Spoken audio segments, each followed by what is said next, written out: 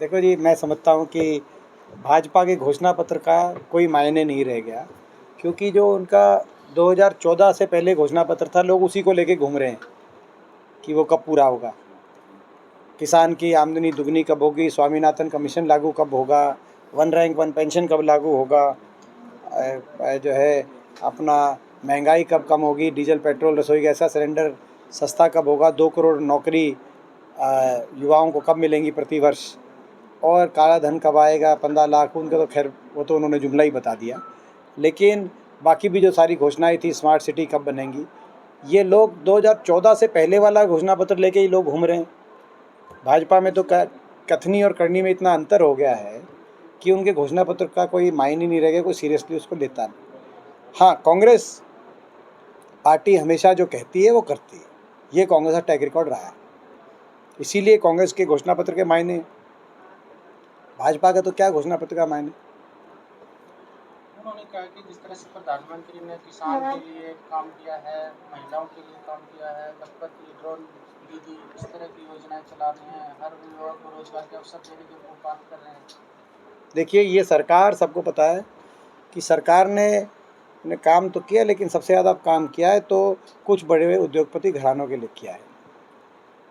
ये सरकार की नीति ये रही है। आज देश में 75 साल में बेरोजगारी का, महंगाई का रिकॉर्ड जो बना है, आज 75 साल में गरीब और अमीर में अंतर का जो रिकॉर्ड बना है, 75 साल में किसान पे अत्याचार का जो रिकॉर्ड बना है, वो इस सरकार में बना।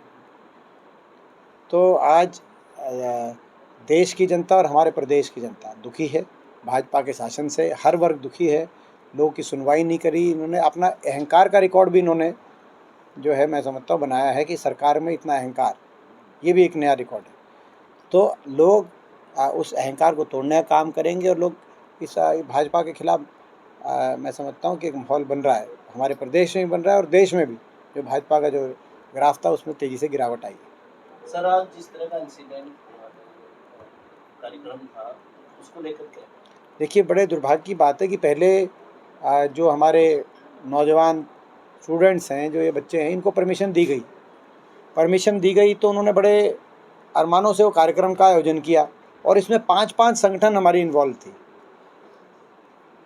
जिसमें महर्षि वाल्मीकि छात्र सभा, बाबा साहब भीमराव अंबेडकर छात्र संघ, एकलव्य छात्र मोर्चा, CYSS और NSUI, 5-5 छात्र संगठनों ने मिलकर कार्यक्रम का यूनिवर्सिटी के अंदर आयोजन करने के लिए परमिशन मांगी और उनको अनुमति दी गई। बहुत हमारे वरिष्ठ चक्रवर्ती शर्मा जी बताएंगे, ये स्वयं NSUI के हमारे प्रदेश अध्यक्ष रहे हैं, एक बहुत बड़े छात्र नेता, युवा कांग्रेस के हमारे प्रदेश अध्यक्ष रहे हैं। यूनिवर्सिटी के अंदर कार्यक्रम होते हैं और यूनिवर्सिटीज़ परमिशन देती रहती हैं, लेकिन ऐन मौके पर आपने उसका परमिशन कैंसिल करी। ये कहीं ना कहीं चुनाव आयोग संहिता का पालन नहीं किया जा रहा। इससे पहले भी हम गांधी कैंप में, बत्रा साहब और हम गांधी कैंप के अंदर हम लोग प्रचार प्रसार कर रहे थे। हमारे प्रचार करने के दौरान ही हमारे कार्यक्रम के झंडे लड़ियाँ उतारने का काम एक निगम के एक ऐसे कर्मचारी जो स्वयं, जो है, उस समय नशे में थे, मैं ऑन द रिकॉर्ड कह रहा हूँ ये बात, क्योंकि उनके वीडियो हैं हमारे पास, वो ऐसे कर्मचारी आए और उतार के अपना जा रहे। हमने कोई टकराव ना हो, इसीलिए हमने कहा कि भाई हम नहीं चाहते किसी भी तरीके से कहीं तनावपूर्ण स्थिति बने, कोई टकराव हो।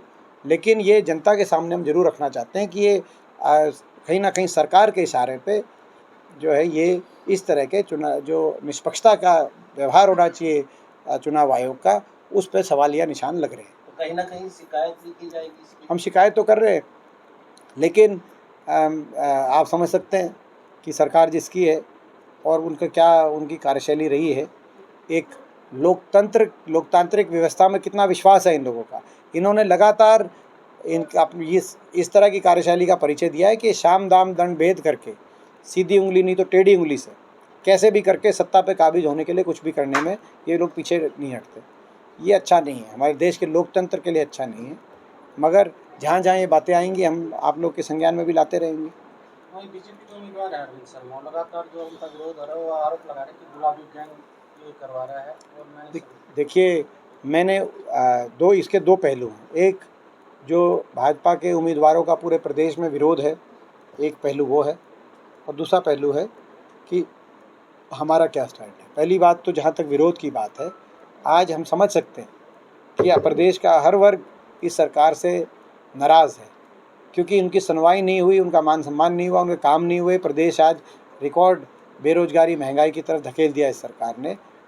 हर वर्ग नाराज़ है, उनकी नाराज़गी हम भी समझ सकते हैं। लेकिन मैंने पहले दिन से ही बार बार अपील ये करी है कि जनता अपनी नाराज़गी वोट के चोट के जरिए मतदान के दिन अपनी नाराज़गी प्रकट करे, और प्रजातंत्र में सबको अपनी बात रखने का पूरी तरह स्वतंत्रता है।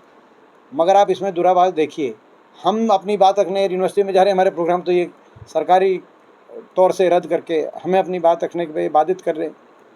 और हम ये अपील कर रहे हैं कि कोई दूसरी अन्य पार्टी का किसी के प्रति नाराज़गी भी हो तो उनके कार्यक्रम में कोई व्यवधान ना डाले। कोई और अगर नाराज़गी है, गुस्सा है, उस गुस्से को प्रकट मतदान के दिन वोट की चोट के माध्यम से किया जाए।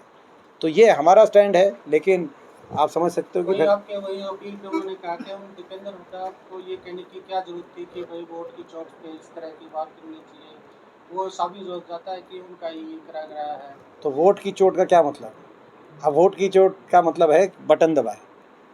अब क्या मैं ये अपील करूँ कि बटन जो है इसमें भी कोई अगर बटन दबाएं, भाजपा के खिलाफ बटन दबाएं और अपना गुस्सा प्रकट करें और कांग्रेस के पक्ष में मतदान करें, तो क्या ये अपील करना भी सही उचित नहीं होगा? तो फिर क्या होगा? और सर फिर हम करी क्या रहे? सर बीजेपी कह रही थी तो अपना आप जो है आपको पता है, देखो रोहतक की जनता सच जानती है, सारी बात जानती है, प्रदेश की जनता भी सच जानती है, सबका पता है उनको। टिकटों में देरी क्यों हो रही है? देखिए, हमारा विचार विमर्श चल रहा है पार्टी के अंदर, और मुझे लगता है कि जल्दी ही कांग्रेस पार्टी की टिकटों का अभी तो अंतिम चरण में बातचीत है। बीजेपी कह रही कि कांग्रेस इतनी कमजोर है कि छोटे से प्रदेश की 10 सीटें नहीं डिक्लेयर कर पा रही। देखिए, अब वो कहने में तो कुछ कह सकते हैं, कुछ कर सकते हैं।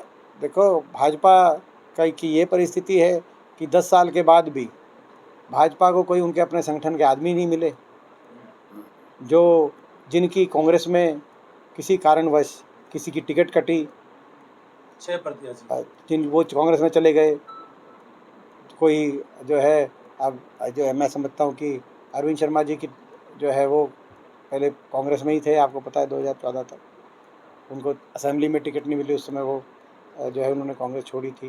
रंजीत चौटाला जी ने को टिकट नहीं मिली थी पिछली बार, तब वो इंडिपेंडेंट लड़े थे।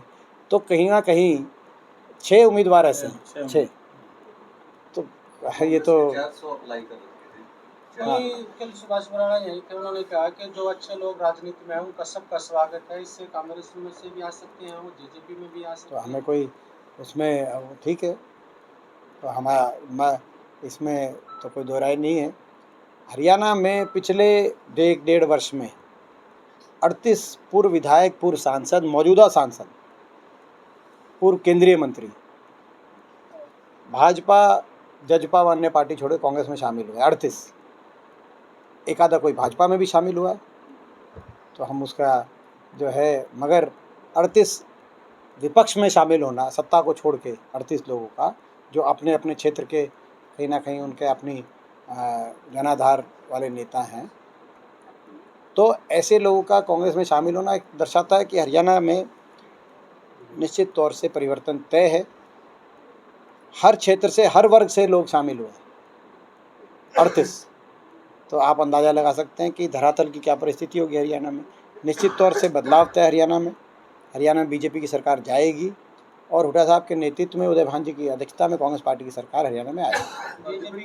रोहतक को लेकर क्या विजन आपका? कैंडिडेट का एक विजन होता कि मैं क्या करूँगा? देखिए, ये कहते लंबा प्रश्न हो जाएगा, लेकिन रोहतक लोकसभा क्षेत्र, पहले भी हमने यही प्रयास किया कि विकास में देश के मानचित्र पे आए, और हम ये चाहते हैं रोहतक लोकसभा क्षेत्र दोबारा से 10 साल में वो विकास की जो रफ्तार थी वो थम गई। मेट्रो बहादुरगढ़ी रुक गई, एयरपोर्ट हमारा स्थानांतरण होकर महम से चला गया जेवर में, जो 11 राष्ट्रीय स्वास्थ्य संस्थान बाड़सा कैंपस में, एम्स कैंपस में मैंने मंजूर कराए थे, उन 11 में से नेशनल कैंसर इंस्टीट्यूट ही बन पाया, जिसका डॉक्टर मनमोहन सिंह जी ने काम शुरू कराया था। बाकी 10 यूँ कहीं पड़े। नए तो काम होने की दूर की बात है, रेल कोच फैक्ट्री चली गई हमारी बनारस में, तो गोहाना से बनारस स्थानांतरण हो गया, तो नया काम तो हुआ नहीं। रोहतक लोकसभा क्षेत्र के विकास के लिए वहीं की वहीं सुई रुक गई। दोबारा से विकास की पटरी पर रोहतक पहुँचे, हरियाणा प्रदेश पहुँचे। रोहतक भी दिल्ली के उतना ही नज़दीक है जितना नोएडा और गुड़गांव, तो रोहतक का विकास भी नोएडा गुड़गांव से पीछे ना रहे। और ये जो पूरा कॉरिडोर है, रोहतक दिल्ली, रोहतक, हिसार, सिरसा, ये जो कॉरिडोर है ये हरियाणा के मध्य को छूता हुआ कॉरिडोर है। ये कॉरिडोर आपको याद होगा कि 2004 में हमारी सरकार आने से पहले तो ये सिंगल रोड होती थी, और इस कॉरिडोर पे उस स्तर का विकास नहीं है जो दिल्ली चंडीगढ़ पे के कॉरिडोर पे और दिल्ली जयपुर में। जब दिल्ली चंडीगढ़ और दिल्ली जयपुर का कॉरिडोर एक विकास की धुरी हो सकता है, निवेश की धुरी हो सकता है, तो ये कॉरिडोर भी उस रूप से विकसित हो। इसी बात को लेकर हमने ये 6 lane connectivity up till Dabwali, भादुगढ़ मेट्रो, रोहतक महम हासी रेल की लाइन, भादुगढ़ में फुटवेयर पार्क जिसके अंदर योकोहामा जैसी कंपनी वहाँ पर आई, रोहतक के अंदर IMT जिसमें एशियन पेंट, मारुति ऐसी कंपनी हम फ्लैगशिप उस समय लेके आए, और महम में हमने एयरपोर्ट प्रस्तावित किया था इंटरराष्ट्रीय, तो हिसार में डोमेस्टिक एयरपोर्ट प्रस्तावित किया था, ताकि ये वाला जो कॉरिडोर है दिल्ली से सिरसा, ये दिल्ली जयपुर कॉरिडोर से कम ना हो, उससे जो है उनकी भी तुलनात्मक विकास बराबर का हो। और आगे अब ये जो गति रुक गई है, वहीं की वहीं मेट्रो खड़ी है, दुर्भाग्यपूर्ण है। इसको दोबारा से इसको हम गति को बढ़ाएंगे, मेट्रो को रोहतक तक लेके आएंगे, और इस कॉरिडोर को, जैसे मैंने कहा कि रोहतक गुड़गांव या नोएडा से कम ना हो, और ये जो कॉरिडोर है दिल्ली से लेकर सिरसा तक, ये कॉरिडोर दिल्ली जयपुर या दिल्ली चंडीगढ़ कॉरिडोर से कम ना हो, और ये एक विकास की धुरी बन के उभरे, ये हम चाहते हैं। इसी को देखते हुए हमने कदम उठाए थे सारे, और मैं समझता हूँ कि अब उसी बात को, दृष्टि को देखते हुए हम आगे बढ़ेंगे। आप भी संसद में रहे, एक सवाल और, डॉक्टर अरविंद शर्मा ने कुछ तो काम किया होगा और नहीं, एक राजनीति से दूर हट के सवाल। देखिए, मैं जो है मैं ये नहीं कहना चाहता, मैंने हाँ सही बात है हो ना। देखो अब मगर क्या उनको एक बात में आत्ममंथन करना चाहिए कि भाई उनका जो MP कोटे वाले जो लिस्ट आई दैनिक भास्कर में, वो 10 सांसदों में रोहतक का सांसद सबसे नीचे ने पायदान पे आएगा, तो लोगों को बुरा लगेगा। हमारे संसदीय क्षेत्र जो उनकी अटेंडेंस है संसद में, वो अपने प्रदेश के 10 सांसदों में सबसे कम थी संसद में। अपने लोकसभा क्षेत्र में जो उनकी हाजिरी है, वो हाजिरी तो मैं समझता हूँ कि केवल हरियाणा ही नहीं, कई प्रदेशों के कई सांसदों में सबसे कम हाजिरी होगी। सारे गांव में धन्यवादी दौरा भी नहीं किया, ऐसा कैसे हो सकता है? हम तो कई बार धन्यवादी दौरे करते थे, इन्होंने तो धन्यवादी दौरे ही नहीं किए एक बार भी। तो कहीं ना कहीं अच्छा, और संसद के अंदर जहाँ अपने इलाके के लिए बात उठाने की बात है, आज तक ये यही कहते हैं कि एयरपोर्ट पूरा मंजूर नहीं कराया, आगे जो है अपना ये नहीं कराया। आप कम से कम संसद में खड़े होकर कह सकते थे कि भाई इन्होंने आधा मंजूर कराया, मैं पूरा मंजूर कराऊंगा। आप संसद में खड़े होकर दलील दे सकते थे, एम्स की बात कह सकते थे, आप मेट्रो की बात कह सकते थे। संसद में कोई स्पीच, हमने कोई ऐसी स्पीच नहीं सुनी कि विकास कार्यों को लेकर कोई स्पीच जो सुनी हो। और वो जो मेरा क्रिटिसाइज़ करते हैं, मैं उनको कहना चाहता हूँ वो पे उससे पहले अपने स्वयं की सरकार से बात करें। हमारी लोकसभा अध्यक्ष सुमित्रा महाजन जी जो थी, उस समय जो है मोदी सरकार के समय ही संसदीय जो है अपना जो मंत्री होते हैं और स्पीकर होता है, उनकी कमेटी होती है, तो उनकी कमेटी के माध्यम से मुझे सर्वश्रेष्ठ सांसद के रूप में सम्मानित किया गया था। तो जब सम्मानित किया जा रहा था, तो आप मेरे अगर कार्यकाल की अगर आप वो करें आलोचना, तो आप अपनी स्वयं की पार्टी से बात करें। उस समय की सरकार थी, विपक्ष के सांसद के रूप में मुझे सम्मानित किया गया था, तो आप ही की पार्टी ने किया था। और सर्वश्रेष्ठ का मतलब केवल हरियाणा में सर्वश्रेष्ठ का नहीं था, वो सर्वश्रेष्ठ सांसद का आप समझते हो कि जो है कहते हैं हर लोकसभा के कार्यकाल में कार्यक्रम होता है स्पीकर द्वारा आयोजित, प्रतिवर्ष नहीं होता मगर प्रति 5 वर्ष में होता है। तो मैं समझता हूँ कि उससे हमारे लोकसभा क्षेत्र का हर नागरिक कहीं ना कहीं गौरवान्वित हुए थे। सभी पैरामीटर्स देखते हैं। हाँ, वो सारे पैरामीटर्स देखते हैं। तो ये अरविंद शर्मा जी को मैं समझता हूँ कि भाई थोड़ा ये अपने कार्यकाल के बारे में मैं उनसे यही कहना चाहता हूँ, वो ये बताएं। आज हम भी ये बता रहे हैं कि क्या काम किया और क्या काम करेंगे। और मैं फिर रिपीट करूँगा आपके लिए, मैं बार बार आपको, आप 6 महीने से आप देख ही रहे कि मैं ये बार बार हमारे समय में 18 राष्ट्रीय शिक्षा के संस्थान IIM, IIT Delhi, AIIMS, Indian जो है hotel institute of hotel management, ऐसे हमारे राष्ट्रीय शिक्षा के संस्थान रोहतक लोकसभा क्षेत्र में आए। तो 1080 किलोमीटर के नेशनल हाईवे की नोटिफिकेशन हुई, 4 लेन और 6 लेन की। लगभग 250 किलोमीटर की रेल की लाइन, जिसमें 2 बड़ी रेल की लाइन, रोहतक महम हासी और रोहतक झज्जर रेवाड़ी रेल की लाइन हम लेके आए। तो थर्मल के 2 कारखाने, 4 जगह औद्योगिक क्षेत्रों की स्थापना हुई। तो 30 से ज़्यादा उद्योग आए, जिसमें पैनासोनिक झज्जर में, NTPC, JK cement, Asian paint, Maruti, Yokohama जैसे बड़े उद्योग फ्लैगशिप उस समय रोज़गार के लिए आए। तो भादुगढ़ मेट्रो से जोड़ने का काम हुआ। तो ये सारे काम, 68 अस्पताल बने।